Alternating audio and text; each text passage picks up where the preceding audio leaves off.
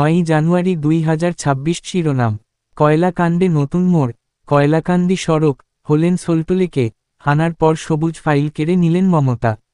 কলকাতা, 9ই জানুয়ারি, কয়লাকাণ্ড ঘিরে ফের উত্তাল রাজ্য রাজনীতি।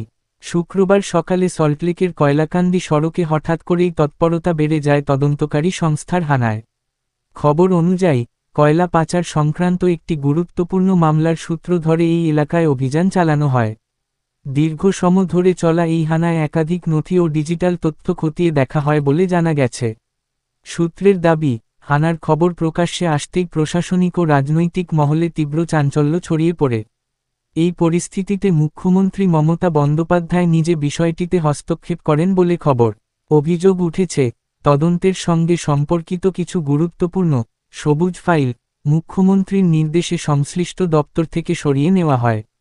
রাজ্য সরকারের দাবি, এই পদক্ষেপ সম্পূর্ণ প্রশাসনিক এবং নথির নিরাপত্তা ও গোপনীয়তা বজায় রাখার স্বার্থেই নেওয়া হয়েছে। তবে বিরোধীদের অভিযোগ, তদন্তের গতি রুখতেই এই ফাইল সরানোর সিদ্ধান্ত নেওয়া হয়েছে। বিজেপি ও অন্যান্য বিরোধী দল এই ঘটনাকে তদন্তে বাধা দেওয়ার চেষ্টা বলে আখ্যা দিয়েছে।